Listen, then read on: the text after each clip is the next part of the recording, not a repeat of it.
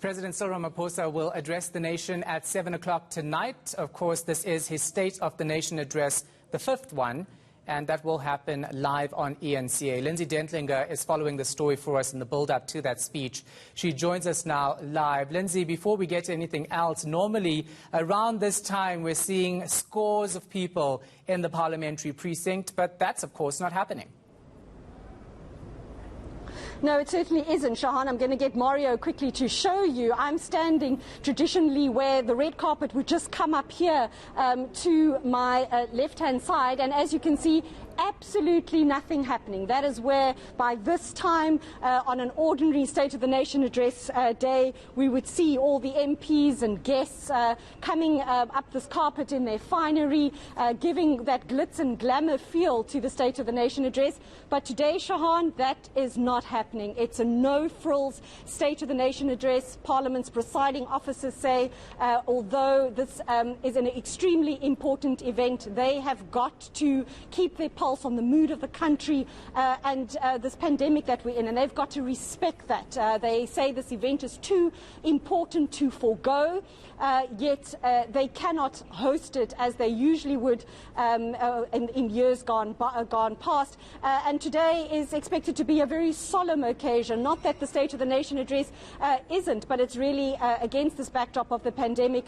We know that there's going to be a special commemoration for those who have passed on. Several MPs as well have succumbed to the virus, and so today the mood is a really somber one. It's a very quiet precinct here today, more security around than there will be MPs in the House. So a very different situation we're going to see this evening. Yeah, of course, you've been speaking to a whole host of opposition party members as well as the ANC about their expectations. The president has to do a lot to convince everyone who you've spoken to. They do indeed have a lot of expectations of the president this evening. They say they've been patient for so long, listening to the promises that he's made in the past on a whole host of issues. But really tonight for them it comes down to brass tacks.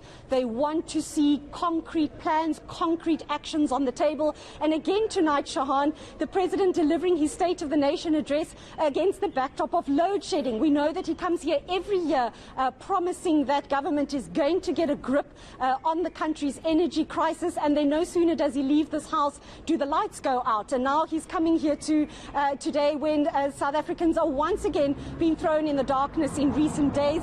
But to speak to me a little bit about this is the DA's chief whip, Natasha Mazzoni. She's worn many hats here in Parliament and been very vociferous about this issue in expressing what the DA wants to see happen with regard to the country's energy crisis. Natasha, thanks for braving those very stringent security cues and making it here to speak to us.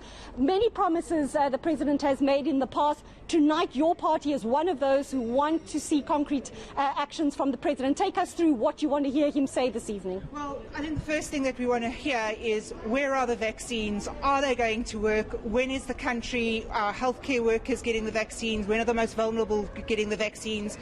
We want to hear about the electricity. The country yesterday being told that we're taking into stage 3 load shedding, hearing from experts that we can expect a stage 6, possibly going into stage 8. This time last year, the president said the Eskom worries are going to be a thing of the past, a distant memory. I've just testified at the Zondo Commission. A lot of my testimony was to do with the Eskom inquiry into state capture. So we know that there's a huge problem there. So what we need to hear is the real action steps that are being taken to open up the energy market, not just this vague idea that tenders are going to be put out. We want to hear that municipalities like the City of Cape Town can open up their own grids and buy electricity from independent power producers. And then we want to hear about the violations that are happening across our country. Again, today, another state of disaster extended for a further month. The president not even having the good grace to inform the members of parliament that he's extending it. Now, this is just against the code of parliament. It's against the code of ethics. It's against the code of everything that we do. So I think that it's been like 3 or 4 slaps in the face of the accountability role model that Parliament is supposed to implement. Deputy Chief Justice Zondo being shocked at the way Parliament is hindered from doing its accountability.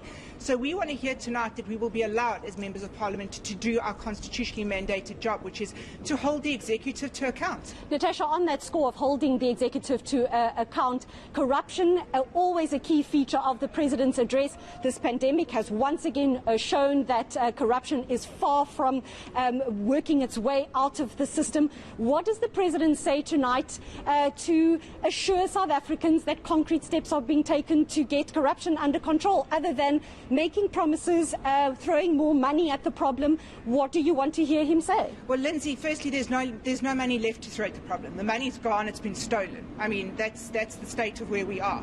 The fact that I just went through security checks is an absolute disgrace, because that money that's being spent there should be being spent on vaccines. That in itself is a disgrace.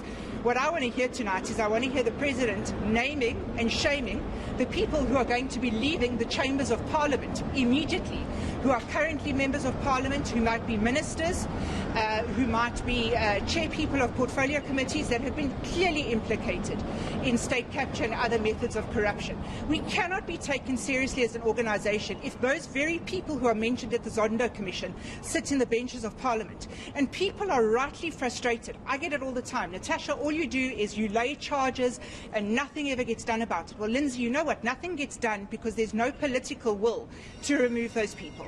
The ANC divide is real. Tonight, President Ramaphosa must decide, is he the President of the ANC or is he the President of the Republic of South Africa? Thank you very much, Natasha. Shahan, so there you have it. Very strong words from the opposition here in Parliament this evening, wanting to see the President put his money where his mouth is, and corruption being also an extremely important feature expected on tonight's agenda. All right, we'll leave it right there. Lindsay Dentlinger, of course, in the parliamentary precinct ahead of the State of the Nation address tonight